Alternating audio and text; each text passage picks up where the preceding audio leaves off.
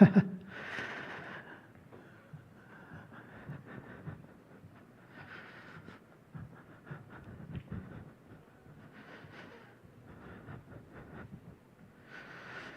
right, here we are.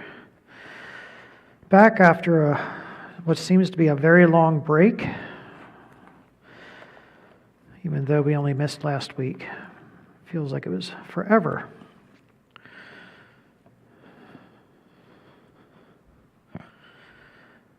Now,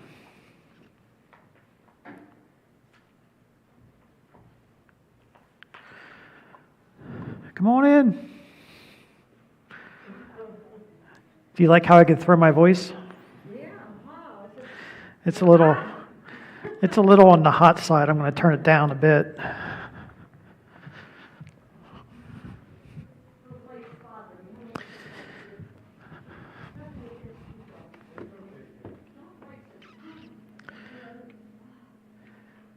Let's see if that sounds better. I'm not blowing you out anymore, am I? Good? All right. It was cranked up a little bit. Yeah. Yeah. We got heat. Heat's nice. Heat costs money. Isn't this a financial class? Very good. Very good. You're learning something, Karen. You are good.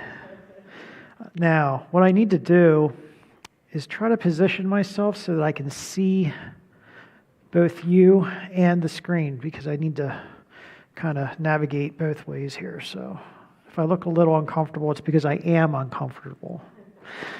All right. Okay. Tonight, we are going to be challenged a little bit tonight. I need to make up for lost time, so we're going to do 2 classes in 1. 2 classes in 1 tonight. So you're getting a 2-for-1 special. How's that?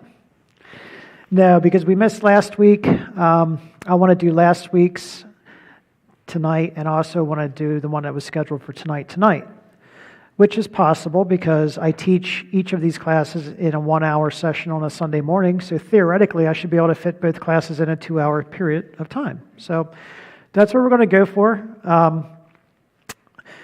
I'm glad that you're here. I missed you all last week, but I'm glad to be back. So tonight, we're going to talk about being more prepared for our emergency fund. Remember, we talked about the emergency fund a couple weeks ago, the importance of it, why we need it, how to get there. But tonight we're going to look at, okay, how do we become more prepared in that emergency fund? What steps do we need to take in order to make sure that we're ready for whatever is thrown at us at a particular time? So we'll look at that, look a little bit about what it looks like to reallocate and what that even means. And then we'll take a short break. And then we'll jump right into our second lesson, which is rent versus buy and mortgage payoff. And what I mean by rent versus buy, we'll get there. There's a couple articles that we can take a look at if we have time. And yeah, we can talk through some of these things. So before we jump in, though, I would love to pray for us tonight before we get started in the particular curriculum that we're looking at. So let's pray. Father, I thank you so much for those who could be here tonight and for those who are not. Pray for those who are at home joining us, and that they too would feel included and a part of what's going on here tonight. And Lord, I just pray that you would open our hearts and minds to hear from you, specifically from your word. When we are spending time in the scriptures, we know that is how you speak. And so we ask that your Holy Spirit would illuminate truth to us in ways that we'd be able to become better stewards of what you've given us, and that we would bring you all praise, honor, and glory with the decisions that we make with those things that you've given us. So we ask all this in our precious Lord and Savior's name, Jesus. Amen. Okay. Emergency Fund 2.0. Isn't that a clever title? You guys love that, don't you? Okay. So what do I mean by this, and what do I mean by the reallocating? Let's go to Scripture and see what Scripture says. This is Luke 14:28 through 30. Suppose one of you wants to build a tower. Won't you first sit down and estimate the cost to see if you have enough money to complete it? For if you lay the foundation and are not able to finish it, everyone who sees it will ridicule you, saying, this person began to build and wasn't able to finish.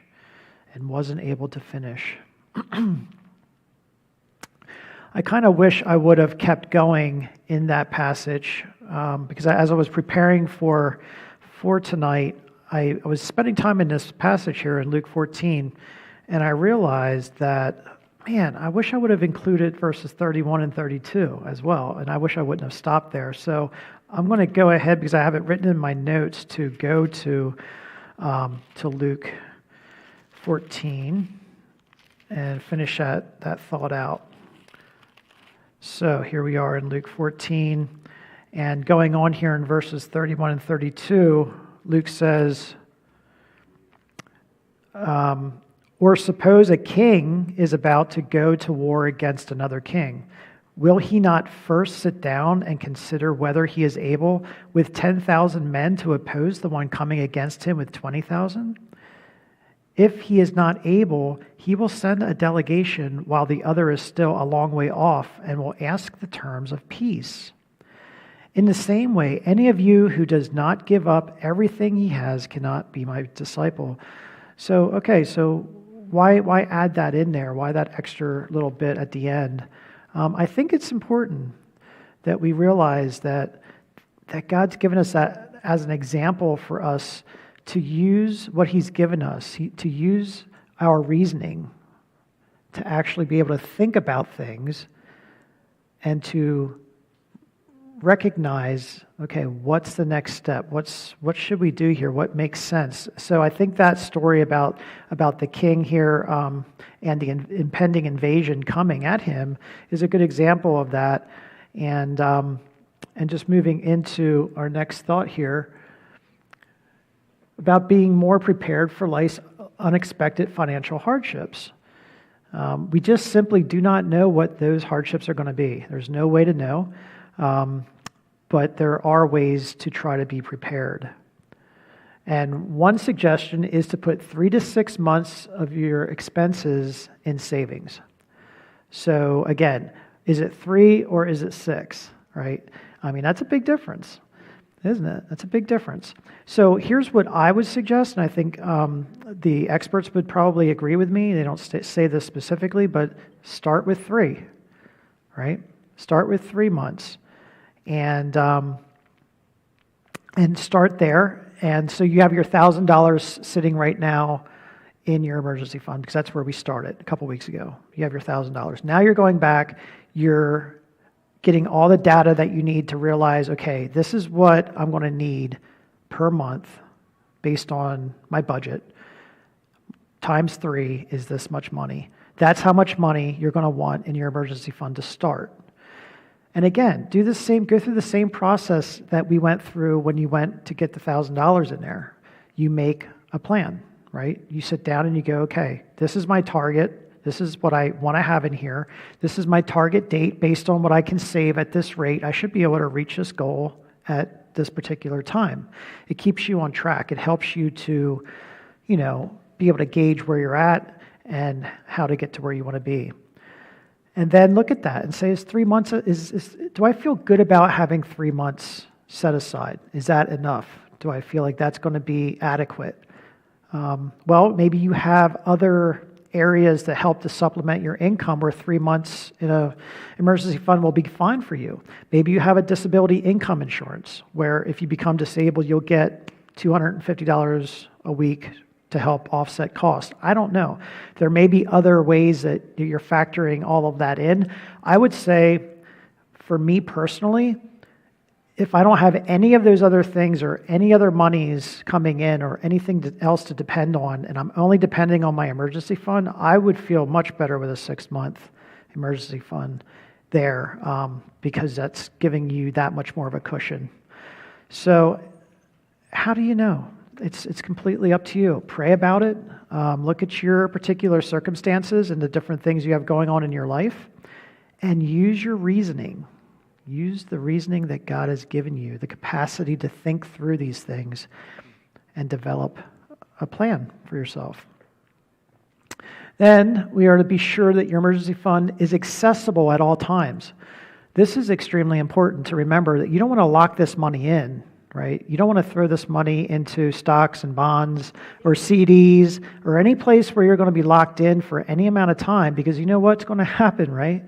You do that, and the next day, name it, it's going to happen, right? We know that to be true.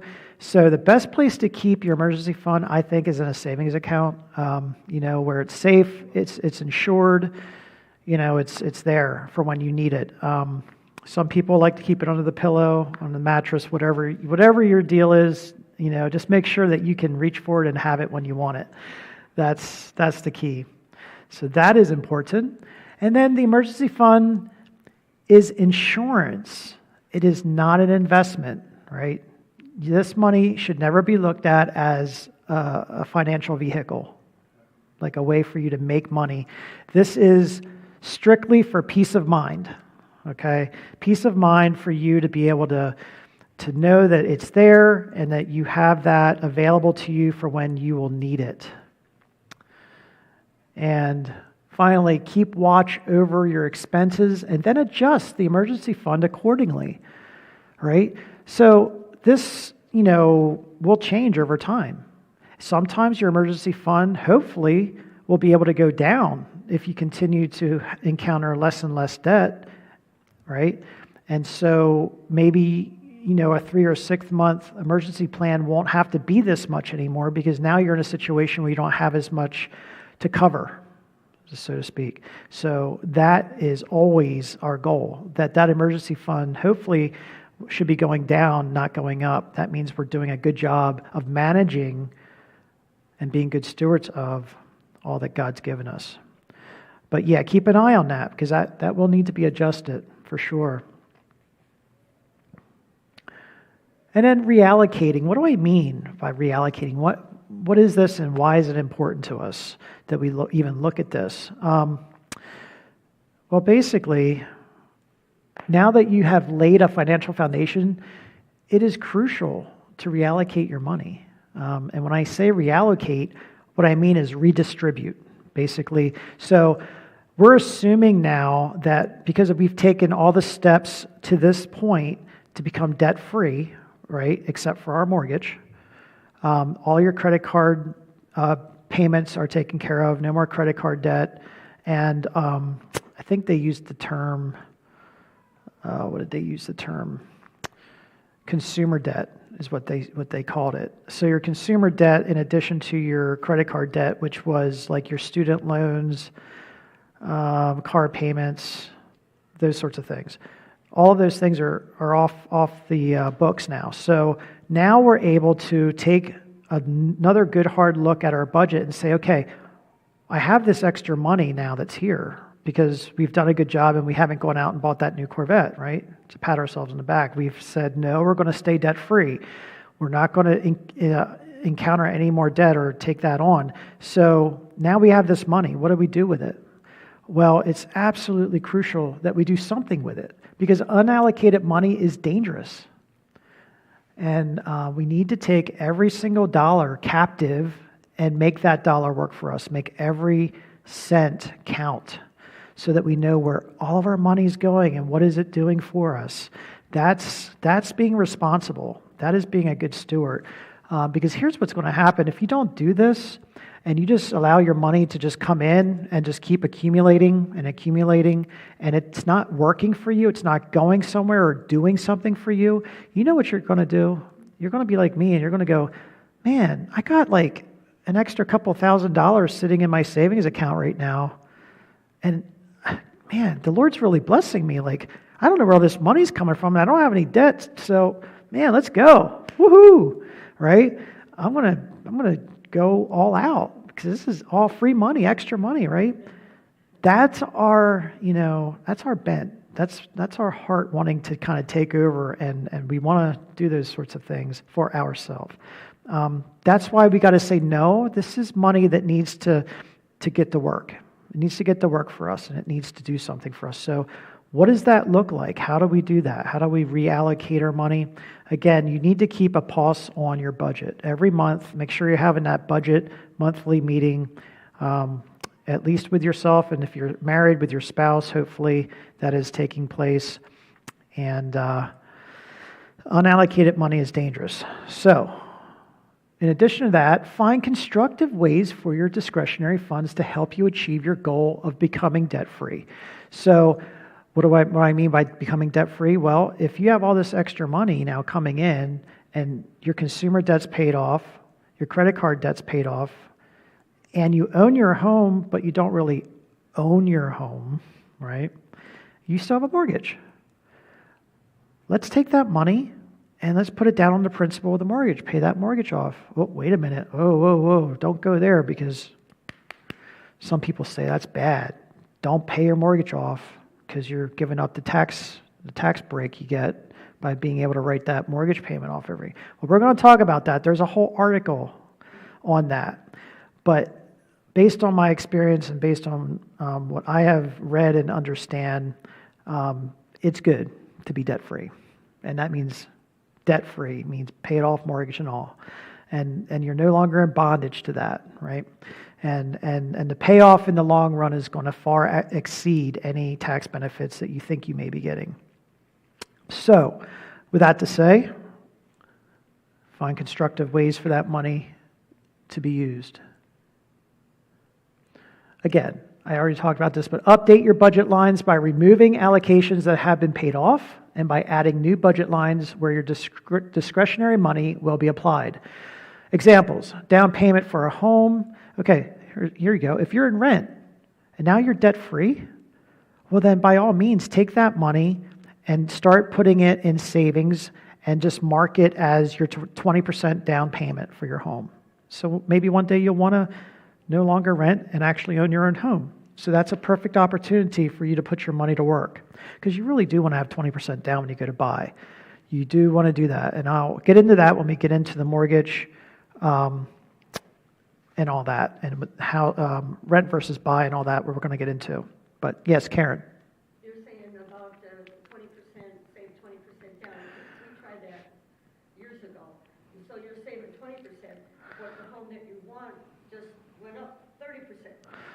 Yeah, you're right. Karen, she has a good point. She's saying, you want to save 20% down, but, there are times when the market fluctuates so much where that 20% that you thought you needed for a typical home now it gets bumped up 10% because the housing market has, gone off the rails. And you're going to have that. You're going to have that fluctuation.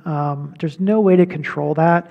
But let's just say for most people, you're looking at between $150,000 to $200,000 for a standard home in a normal market.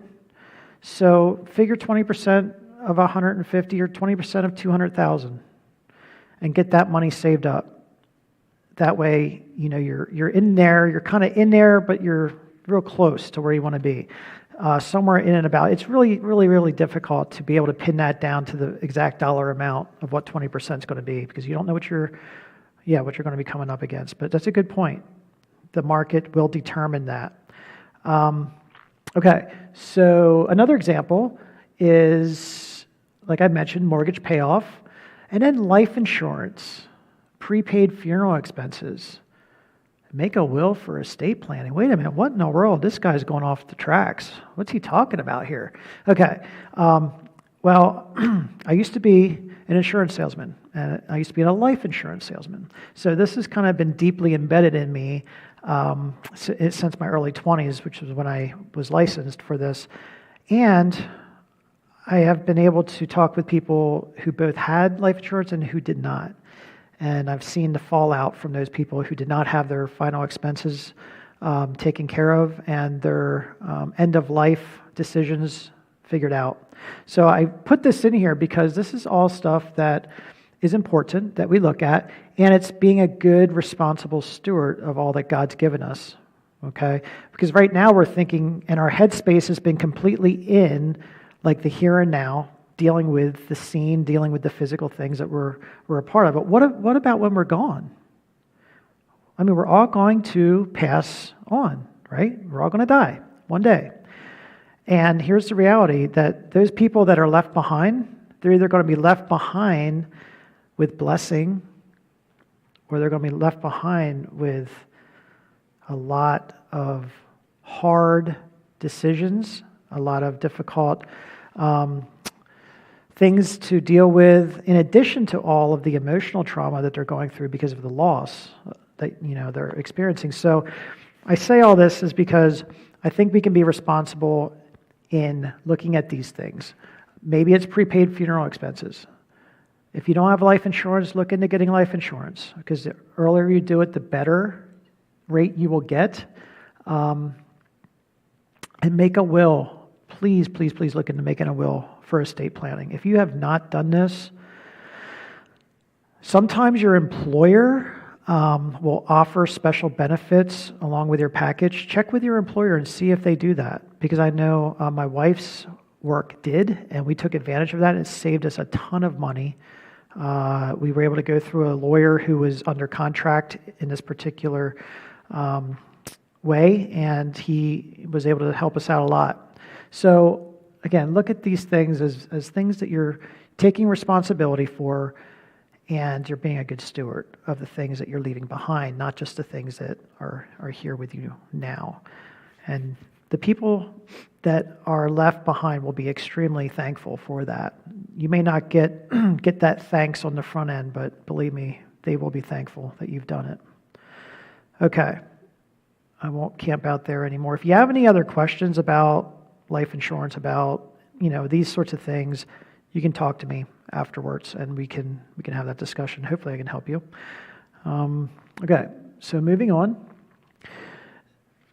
There are a couple reflection questions. I actually have quite a few for this lesson, so I thought I would kind of walk through them just to make sure that we're all clear on the question itself, and then and I'll open it up for any questions from you guys. So the first question here is, in what particular ways would maintaining a fully funded emergency fund benefit you and your family? Now, this is a good question because it helps us to start thinking about, okay, why am I doing all of this? What is it that I'm doing, and why am I taking the time to go through all of this work to get this emergency fund up and running? What's the benefit? Well, I mean, I think we can think through it. Just a couple off the top of my head is peace of mind, right? You have that knowing that you are prepared, at least at some level, you're prepared. Another thing is, I do a lot of marriage counseling, and in marriage counseling, there is oftentimes the topic of money that is brought up, and it can be a really big source of contention. And so let's try to be responsible and diligent to make one less thing a source of fallout in the family. So that's also another big one. But you need to answer that for yourself. So go ahead and take some time on your own and fill that out. And then the second one is, after evaluating your expenses, what is the dollar amount to fully fund your emergency fund for 3 months? And then, is this adequate? Is 3 months enough? Or do you increase it to 6 months? Again, this is a way, I'm kind of forcing you to start thinking more concretely and specifically about developing a plan. We need to develop a plan.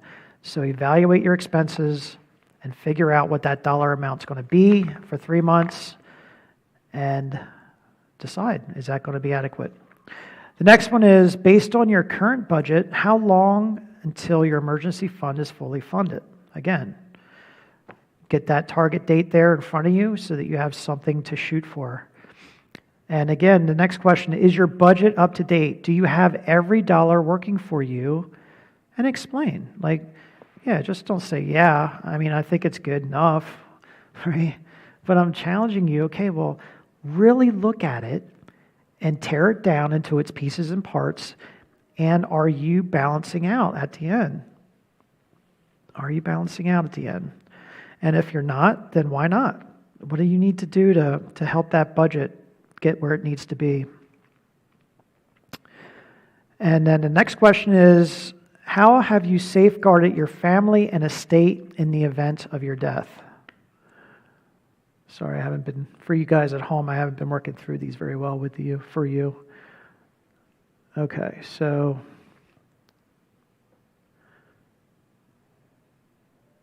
is your budget up to date? Okay. How have you safeguarded your family and estate in the event of your death? Again, I'm challenging you guys to look at this.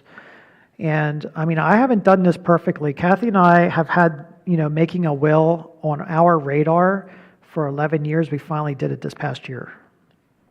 We're married, be 12 years in February. So basically 12 years. And that was always something that was on the forefront of our mind to do, but it was always one of those things that kind of gets put on the back burner because it's like, you don't have to deal with it right now. You don't have to deal with it right now. But the reality is you never know. You never know. So it is best to take a good hard look at that and to start taking steps to get that will and everything else taken care of that you can. And finally, the last one is, what must you still do to ensure a financially secure future for your family? Again, it's kind of coming off the previous question, just kind of springboarding off of that. But it's a direct question. It's making you think critically about that. Okay, what steps do I have to take? Is it life insurance? Is it making sure I have a will filled out? Is it this, that, whatever it is? There are just other things, too, in life that you don't want to plague someone else with, that if you can take those things off the table for them, it's best. So that is really what I had for, it was a shorter lesson, this be more prepared. The reason it was short was because we did take a look. We laid the foundation for this already. All this is taking it to the next level. And so we're doing a lot of the same steps. It's just we're trying to get to a better place in our emergency fund. So I'm going to open it up to you guys. Any questions, any thoughts? Anything I missed that you thought would be helpful for us to think through more?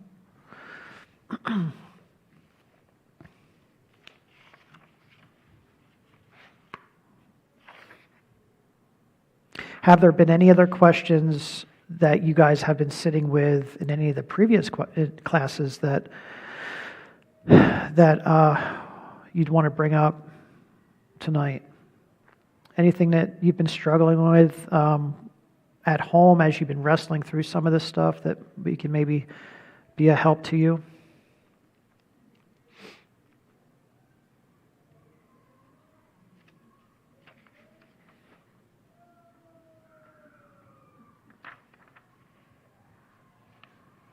Okay. That's good. No problems. I love it. I love it. Okay. Well, what I want to do is I'll start into the next session, but then we will take a break because there's a lot of reading that I have in addition to the lesson itself. So why don't we go ahead and just lay the foundation for this next lesson. And it is, make sure I'm getting you guys up to date here. Yep, there it is. Rent versus buy and mortgage payoff. So the rent versus buy, of course, we're talking about renting a home versus buying a home. Is one better than the other? Is, renting evil and is buying great, or is it vice versa? Some people have a strong opinion about one or the other. I think, honestly, I've done both. I think there's a time and a place for renting, and I think there's a time and a place for buying. And I think we're going to have a really good night tonight looking at how we can best look at our particular circumstances and decide for ourselves what is best for us, depending on where you're at. And then we're going to talk about mortgage payoff. Like I mentioned before, I'm excited about the mortgage payoff. I get really pumped when it comes to that because this was something that I was so like animate about paying off our mortgage. It was just something I had on my heart for so long and I wanted to do. I wanted to really own my home, right? So I did. I took the steps like we're talking about and just funneled all of that extra income that we had into paying the mortgage off. And it was just such an exciting time for us to get those statements every month and be like, wow. Like now I see what they talk about with compounding interest, right? And what that is, and like how putting money straight on the principal knocks so much time off. And so those sorts of things, I don't know, I just get really excited about. The same with like the credit card payoff. That stuff really is awesome. So I'm excited about that. I hope you all will be too as we get into it. But yeah, let's see what's next here for us. We are going to look at the article, should I rent or buy a house? Of course, this is going to depend on your financial situation and your personal goals. So I'm going to kind of walk through the major points of the article first, and then we can take a break, and then we'll come back and actually probably look at a lot of the article. We might not read every single part of it, but we'll take a little bit more of a close look at it together. But really, what the article says is, this does depend on your financial situation and your personal goal. Again, there's no right answer here. This is what needs to work for you. And so, what do they say? Okay, well, you should rent when you're paying off debt. Well, that just makes sense, right? Because when you're paying off debt, you want to funnel all your money into paying off the credit cards, paying off your student loan, be free of all the consumer debts, and then you're able to have that extra money coming in to put towards the 20% down that you need for the home that you are eventually wanting to buy. It makes it a little bit more difficult to become debt-free when you jump right into a mortgage and you have all of these other consumer debts and credit card debt if you have those things. If you don't have those things... Well, if you're paying off debt, you have to live somewhere. Right. You know, or you're either renting or you're in a house. Right, and that's a good point. And I think where you're going there is actually really, really wise. So someone will say, well, have you looked at what it costs to rent a house these days? Like, I heard some numbers and it was staggering. Like, because I have been out of rent for a long time. Let's just put it that way. My rent back when I was renting was like $300, and I think it went up to $350 after the fourth year I was in rent. I was appalled. I thought that was ridiculous. That included trash, water, sewer, like everything except electric. I think it included the heat too. So I was appalled to have to pay that. Now, for the same size apartment, which was a 2-bedroom apartment, second floor, I'm almost certain it's going to be over $1,000 a month. And I'm just shooting it out there, but I'm pretty sure it's a safe bet.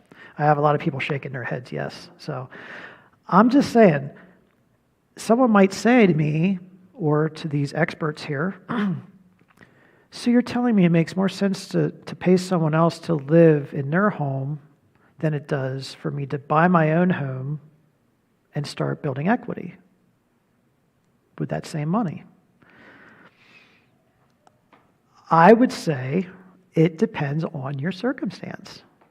Again, look at the debt that you have.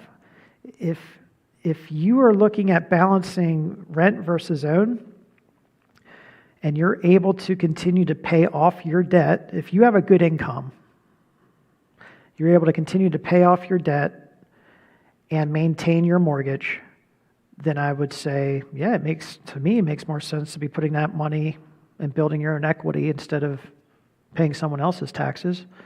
But what they're saying here is most people, they have to start somewhere. And a lot of times it's in rent. We start there, we work our way up, we start to pay off our debt, we accumulate more money, we get to that point where we can use that money and start saving towards a down payment. But if you have a great income, by all means, take advantage of it and go for it. Go for the buy. But yeah, paying off your debt is number one, though. That's where we have to start. You want to become debt-free as fast as you can.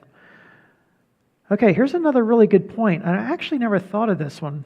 Your job requires you to move around. If your job is like one of those jobs for, like, maybe you're in sales or something, and they're like, yeah, man, like, hey, right now you're in Dallas, but in 6 months, I need you over in Pennsylvania. I need you to do some East Coast work.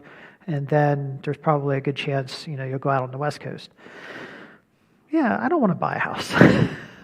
I just don't want to go through that. It doesn't make sense. You want to be in a home for the long haul. You want to be in there for the long haul, start building some real equity in that. So, get into a cheap place for rent and bounce yourself around. If that's the kind of lifestyle that you feel works for you, then that's what's going to work best, would be rent. The next one they said is you need time to make a plan to buy. This is really key too, because sometimes we have a tendency of jumping right in, making decisions without giving the proper time and attention that we need to think through the next steps. And those next steps are important. And sometimes it is wise to take our time and to prayerfully consider what that next step is and where God would have you move. Where is He leading you? What is He leading you to be involved with Him in His work? And so that's going to determine, the location, where you're going to live, possibly what you're going to purchase, depending on your particular ministry. And I say ministry because as believers, He's given us all ministry, right? So consider seeking the Lord on this particular area. Take the time that you need to spend with Him about that. And they're saying you should buy when you're free of debt. Woo, right? Okay, that's perfect world. All right, I'll be honest. That's tough. That's a tough one. To be free of debt and then buy your home, man, that is perfect world, and I, by all means, encourage that, but that just simply isn't always possible. I think paying down your debt to the point where and you have an end game, and you can say, yeah, at the current rate of what I'm paying, I'm going to be debt-free in the next 5 years, and I feel pretty sound in my career, my job's good, everything's looking like it's going to at least work out to that end, and we got 20% down to buy a home. Let's do it. I'm holding on to that one loosely a little bit. Again, circumstances are going to determine that for you. But think through it. They say be debt-free. This one I do believe is important. Why do I keep bringing this 20% down thing up? Why is that so key? Why is that so important to have 20% down? I'll tell you, there's a couple reasons. There's a thing called PMI insurance. You can get out of PMI insurance if you have 20% down, and you want to get out of PMI insurance. It's an insurance that they force you basically to wrap your taxes up into the mortgage, the escrow, right? So you don't have a choice to pay your taxes at tax time. They take that and they incorporate that into your mortgage. And some people say, well, I like that. Then I don't have to worry about it, and all this and that and the other thing. Maybe there's some validity to that. I look at it as I want to have my money to do with my money what I want, when I want, and knowing that I'm responsible enough to have that money set aside for tax time, right? So 20% down gives you more freedom. 20% down gets you out of that and helps you to kind of be your own boss, so to speak. You don't feel in bondage as much, at least to the lender, as you already are. being on the hook for the loan amount. So have that 20% down, and that will be a huge blessing. Another reason is because now you can hopefully, depending again on finances, circumstances, and the amount of the mortgage, they always encourage you to get the 15-year mortgage instead of the 30-year mortgage. If you can swing it, get the 15-year mortgage. And that 20% down is going to help you a lot to get to that 15-year mortgage versus the 30-year mortgage. They probably do. Yeah, so Karen's question was, do they have a 20-year mortgage? I would say if you've thought of it, somebody else has probably already done it, right? So yeah. Yeah, I mean, you have to look at what's out there, and basically the idea is to take that loan out for the least amount of time as possible. That's just going to save you a ton of money in the long run. But if you take it out for 20 years and you pay more on it, you're still paying it off early. Correct. Yep. And that's what we did. We took a 30-year out because I'm more cautious. I like having that cushion of saying, okay, if something does happen as part of my, if you will, emergency fund, that's already kind of built in to that. So I said, we're going to take the 30-year mortgage out, and as long as everything keeps going the way it is, we'll pay it off in 15 years. So that's what we did. And by God's grace, we didn't have anything traumatic or major happen in our life to pull us away from that plan, and we were able to stay on track. Yeah, you can do that. You know? But if something that happens, then you go back to the payment for the 30 years. Correct. Until you... If something does come up, then you have that 30-year payment that you can rely on. That payment that I think ours was like $680 a month, right, for a 30-year mortgage. Now, if I would have went with the 15, it would have been twice that. So now you're looking at $1,300 a month.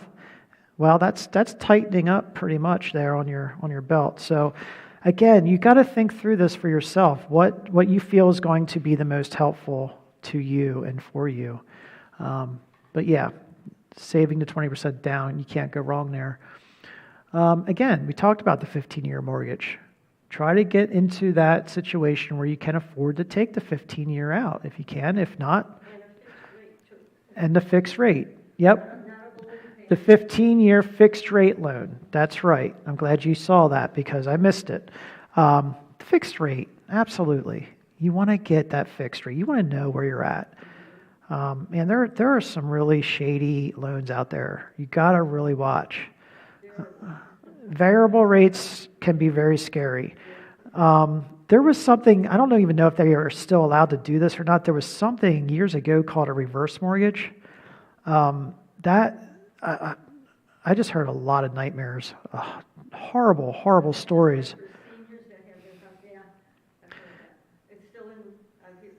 It's not good. I have not heard a single good thing about reverse mortgage. So, yeah, just be really cautious about what you're getting yourself into out there, for sure. Make sure that you can afford your ongoing maintenance and utilities of the home. Yeah, I mean, these are just details, right? I mean, before you jump into buying, you have to remember, well, now I'm no longer renting, so my landlord used to have to take care of all of the maintenance. When something broke, all I had to do was pick up the phone, right? That's the nice thing about renting, I'll be honest. I do miss that. Now, I'm on the hook.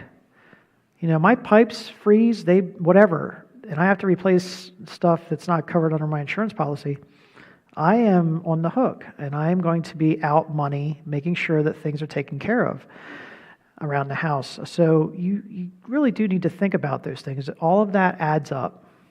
All of that adds up. So make sure you're thinking about the maintenance, the utilities of the home. What's it going to cost you to heat this place?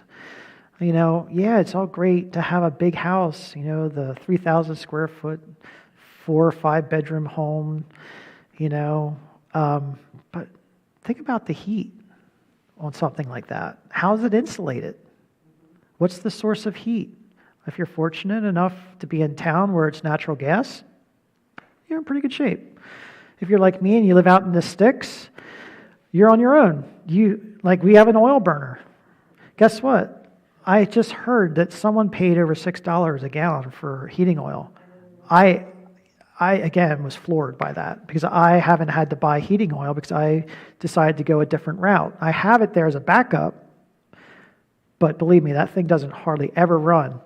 So look at those things and determine for yourself, what's the cost going to be? What's the operating cost going to be of owning this home? That is so, so important.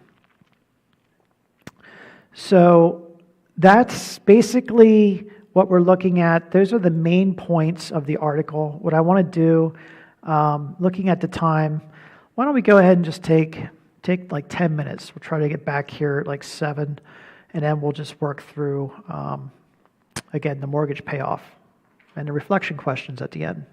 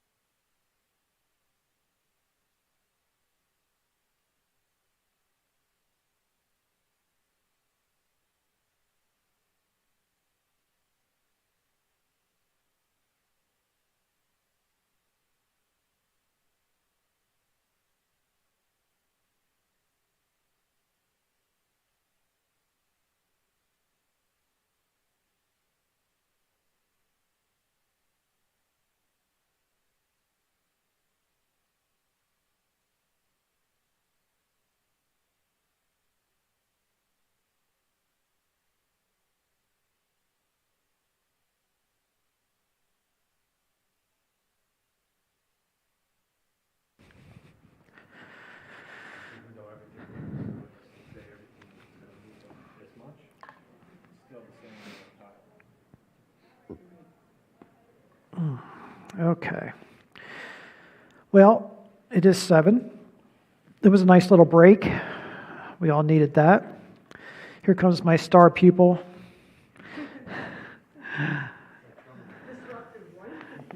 No, you're good.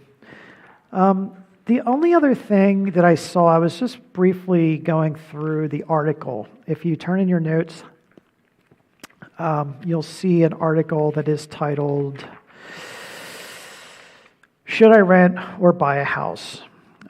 This is from Ramsey Solutions. Just got it offline. It's fairly current, July of this year. So I recommend that you go ahead and read that on your own. I'm not going to read it word for word tonight. You can do that on your own time. But there was something here toward the end that I thought was helpful that I do want to bring out. It says, and again, you want to try to find the right realtor, but find a trustworthy realtor, somebody that you either know, already have a relationship with, or ask around and find somebody who will represent you well. I think it's important to have somebody who's in the market, who's out there, and who has the knowledge of course, what's available, and has the ins and outs of everything in that area. Because, it's nice. It's nice having that expert, somebody who's doing it inside and out, day in and day out. So you really want to find somebody who is going to represent you well, who's going to get out there and do the legwork, looking, searching, sending you the information that you need. Now with the internet, you might say, well, I don't need a realtor. I have the internet. I can go on realtor.com, and yeah, of course, be looking, do your due diligence there. But when it comes down, when the rubber meets the road, it's nice to have someone who's there and on your side to help you with all the last kind of end stages, decisions, and stuff like that. So anyway, that was just something I thought of and wanted to throw out there to you guys.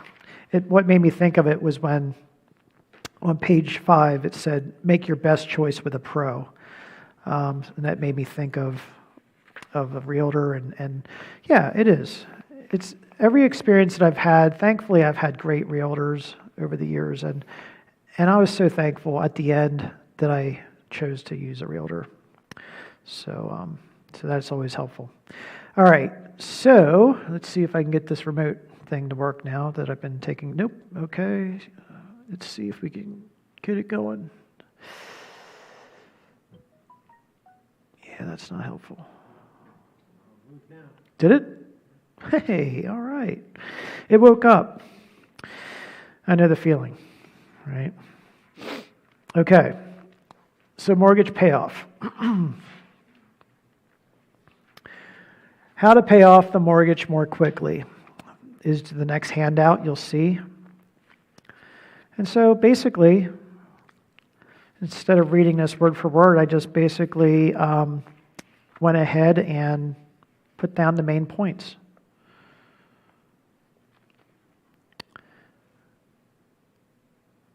Okay. A 15-year versus 30-year mortgage. We kind of talked through that already. I don't want to belabor that anymore. I think there are obvious benefits to both that we talked through. The 15-year, of course, will lock you in, and you will have a shorter term. The 30-year gives you a little more flexibility, but you can still put that money on the principal and still end up in the same place by making extra payments on the principal regularly, right? Here's one. This is going to require a lot of discipline. It says make lump sum payments on the principal from your tax returns and or bonuses. Wow. Now, I don't know about you, but the last thing I want to do when I get a nice fat check from the IRS or get that bonus from work is go, right? Is give it to Give it to the lender, right? I've done that. It's not an easy thing to do. Karen says go 50-50, right?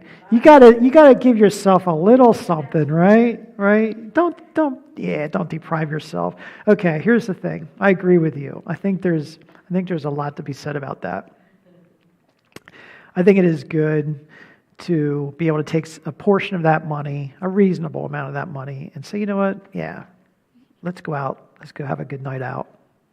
But I think there's also a discipline to say, I'm going to take at least 90% of this and I'm going to put it right on the principal. I'm going to just get it out of the house as fast as I can. And all right, well, for some of us that's high. But the idea is the more you can put on that principal, the faster you're going to get out from under that debt and the more money you're going to end up with in the end. Right? How do you know you have that end? Mine's Karen. Yes?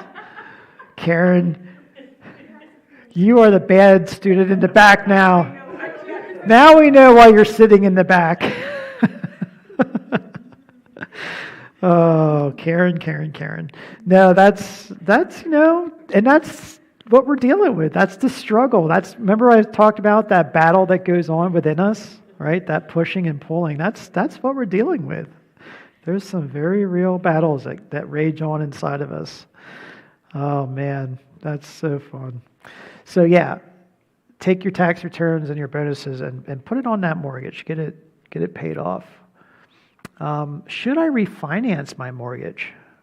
They talk about refinancing a little bit. Okay, well, Karen says absolutely.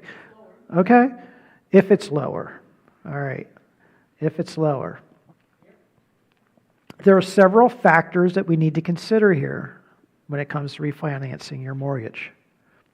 Interest rates, first and foremost. Okay, now back when I was growing up, my parents, I remember their mortgage was 11 point something percent. That was back in the early 80s. I look back at that now and I'm like, I didn't even realize the interest rates could be even that high. But that was their mortgage. They were locked in at 11 something percent. Obviously, you want to remortgage with an interest rate that is that high. Now, we've actually come out of a time where mortgage rates were at their all-time low. Like, you could get a mortgage for like 3%, 3.5%, like just 3, 4, or 5 years ago. That is no longer the case. So for those of us who've recently bought and got locked in at that rate, it just simply doesn't make sense to remortgage, right? There's no way you're going to come out ahead. So that's why interest rates, they put up there number one. You have to look at where the market's at and what you're locked in at already and see if it makes sense. The length of time that you will live in your home is another factor, right? So if you're planning to move in the next 5 years, it doesn't make sense to remortgage because you're going to have about between $200 and $2,500, let's just say, in closing costs that's going to have to be absorbed into that refinance. So they have a whole formula and everything. I'm not going to get into that. But basically, it takes a lot of time and attention for you to work it out, to say, is this going to make sense for me? And when do I actually start breaking even and making money on this? That's the time you have to look at and say, am I at least going to break even? If not, then don't do it. There's no sense in digging yourself into a deeper hole. So figure out if you're in this house for the long haul and this is going to be where you're going to stay, then it's a good possibility. You want to do it. Closing costs, kind of touched on that a little bit. You have to figure out the closing costs. What's it going to cost you to refinance? And, your financial advisor, the person that you're working with in order to do that finance, will give you that number. They'll get you really close. So you'll want to know what that is. And will you save money, break even, or lose money? Again, kind of already worked through that. You got to sit down and do the math, and get somebody like Jim Kester. Don't get me when it comes to math. Get someone like Jim who loves numbers. I can do simple math and I can do big picture stuff, but when you want real figures and numbers done, we'll set you up with Jim. He'll crunch some numbers for you, and he'll let you know if it makes sense. But no, there actually are people out there who do this every day, day in and day out. The lenders, finance officers, all those sorts of people are there for that reason, to help you figure all this stuff out. But they're also there to get your money. So make sure they're in it for your best interest.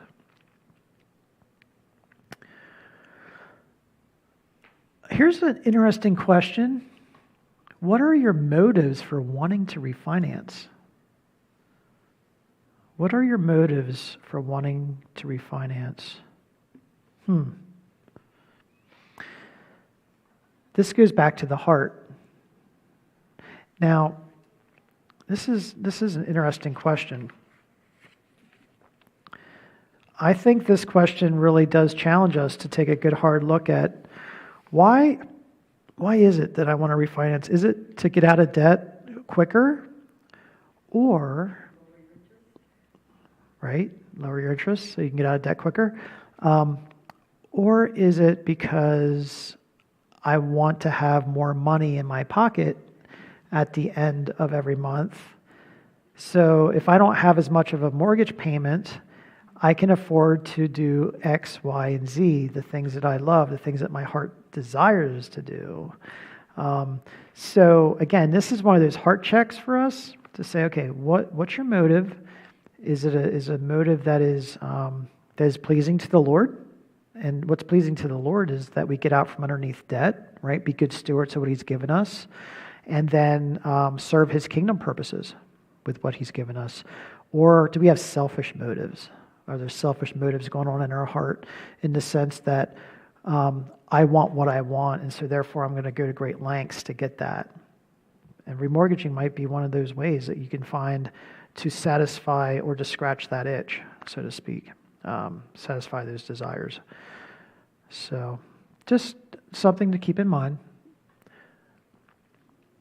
I tapped something I shouldn't have. Oh dear. Okay.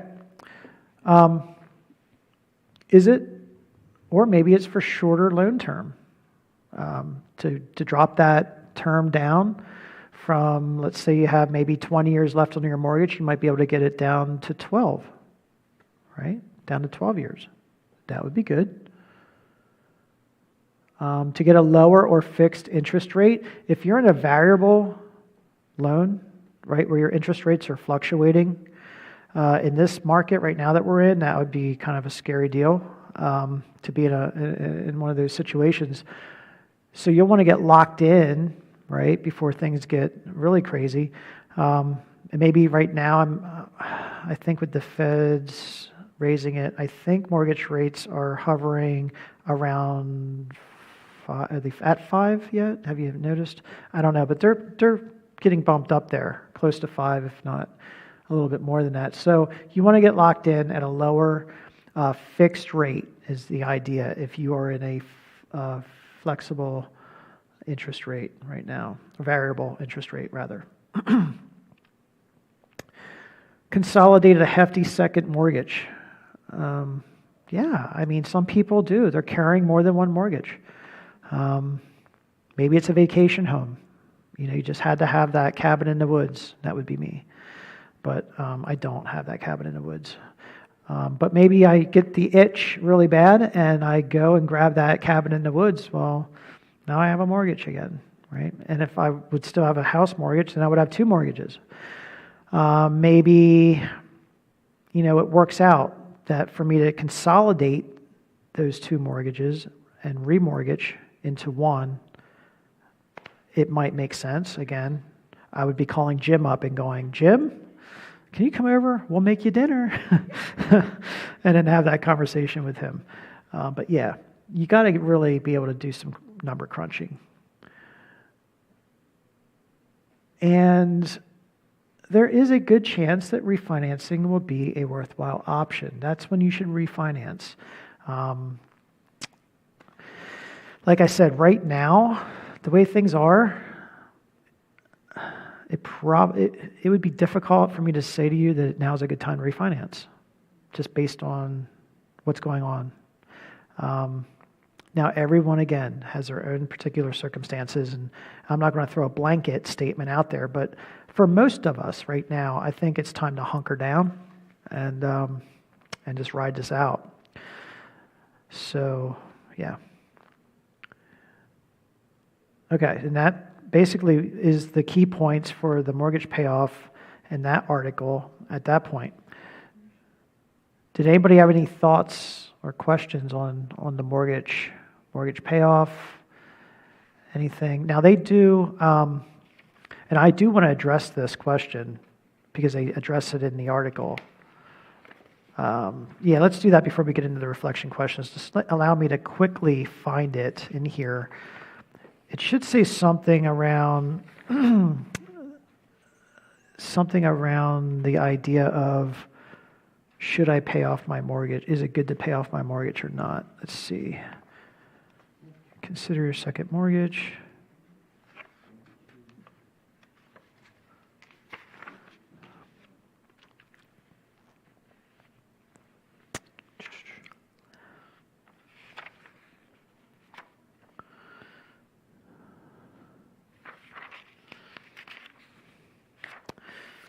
Okay.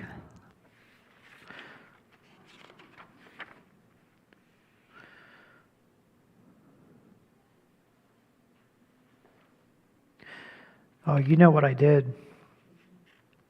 Actually, it's what I didn't do. I did not print off that article. It was a separate article. I thought it was a part of this one. There was an article by Dave Ramsey that argued that point.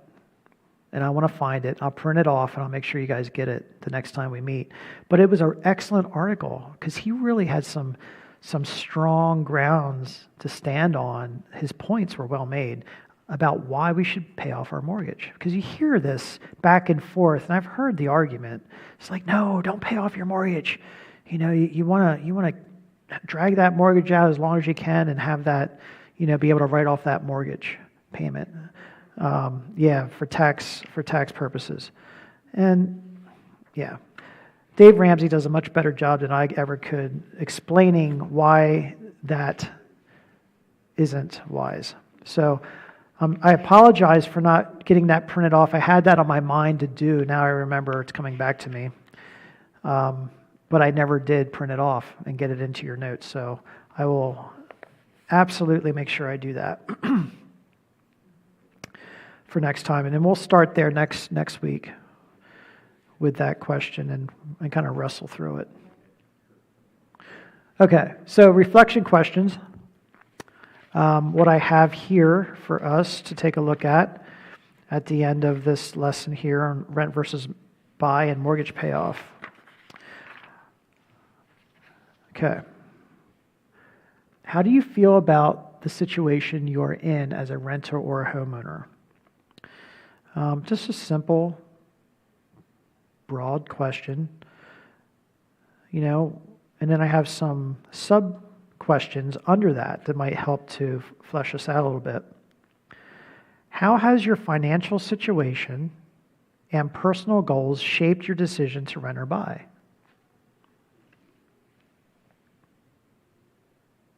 Okay. And then the next one is, what changes must you make in order to live successfully in your particular situation?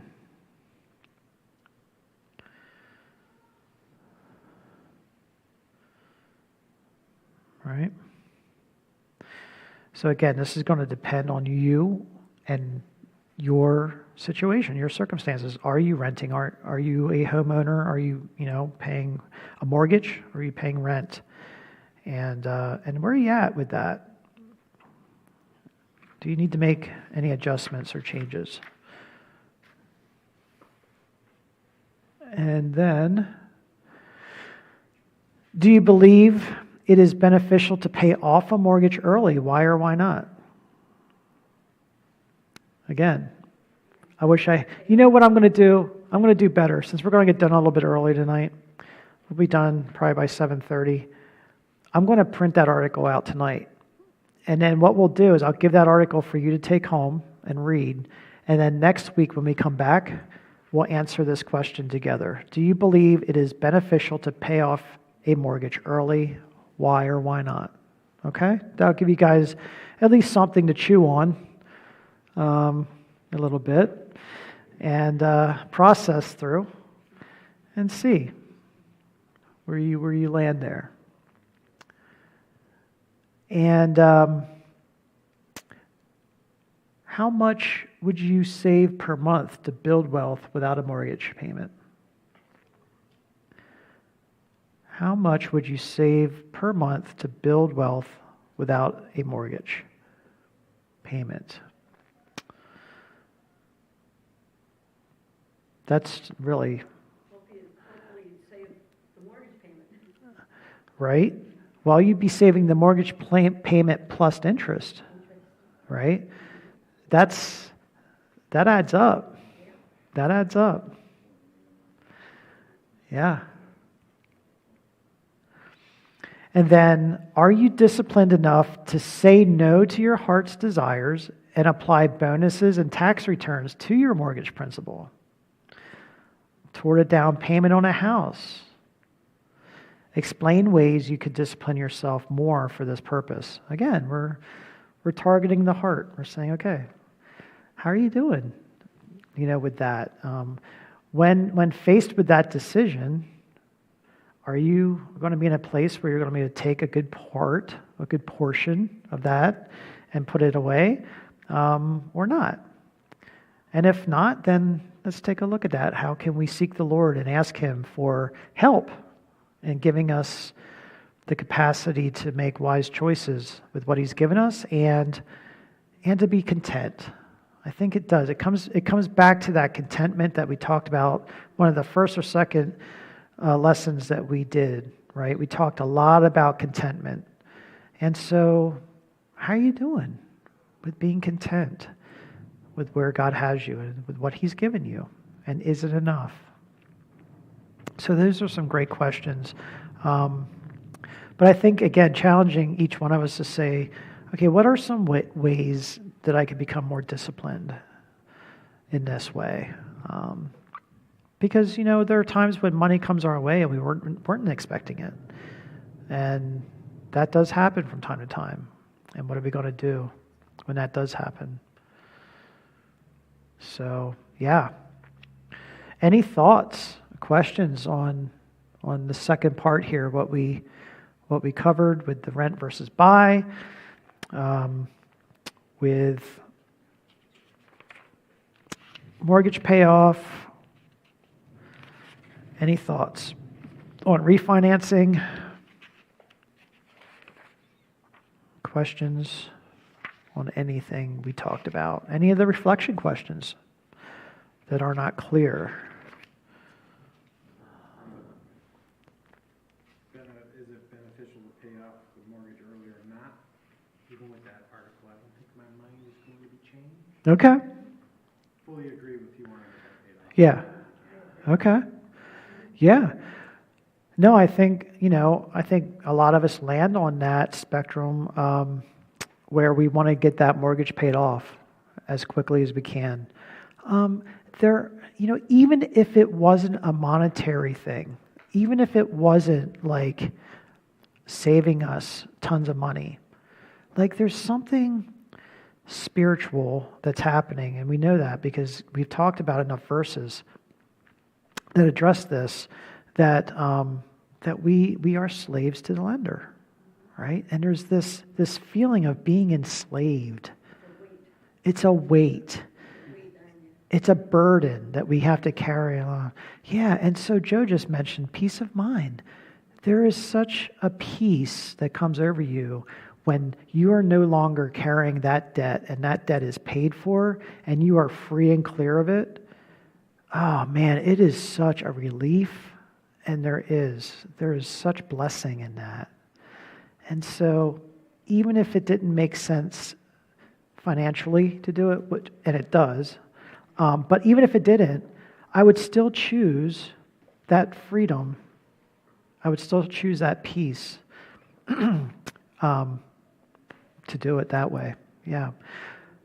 But it's interesting to read the article and see the back and forth and the both and of the arguments. And so, yeah, because I have heard the argument enough times in my years, and I'm like, it never, not even once, tempted me to go, oh yeah, that's a great idea.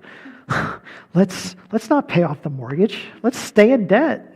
Yes, let's do it. Not once did I swing to that side. I often questioned that and was like, where did this come from? Like, I'd be curious to ask the person that says don't pay off the mortgage if they are living, excluding the mortgage, if they're living debt-free or not. Yeah, like Joe just said, those people who stand firm on not paying off the mortgage and using it for tax benefits, where they stand with, carrying debt or not carrying debt, what's their mentality there? What's their belief system, their worldview on those things?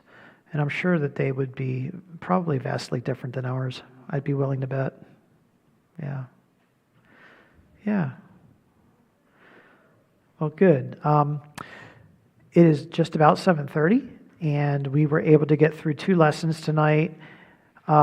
Super excited about that because now we will be able to finish up before Christmas, which was my goal, as long as we can stay on track and not get any more snow.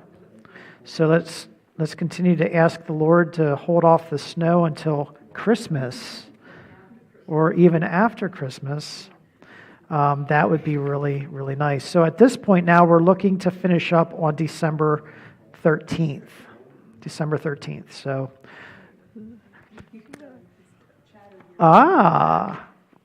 we have somebody distracting the class.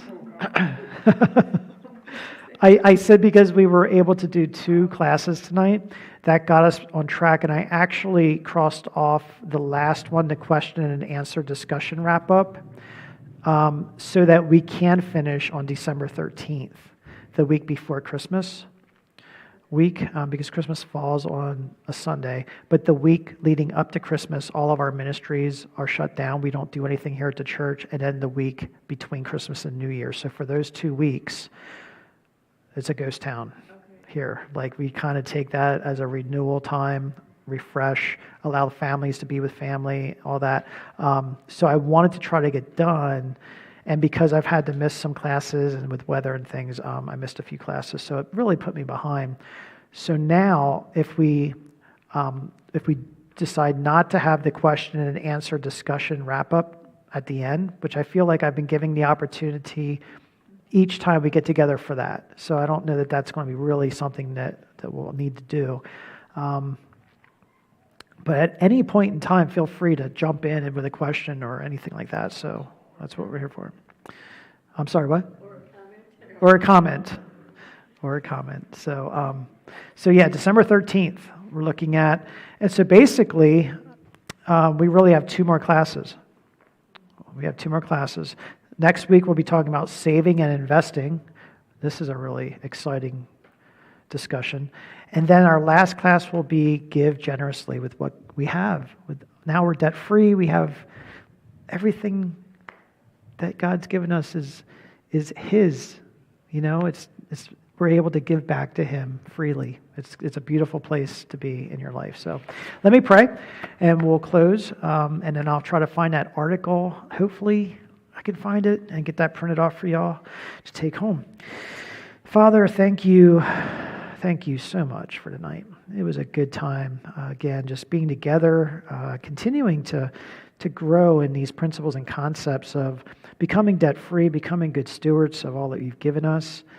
Lord, we truly want to honor you with our lives. That is our heart.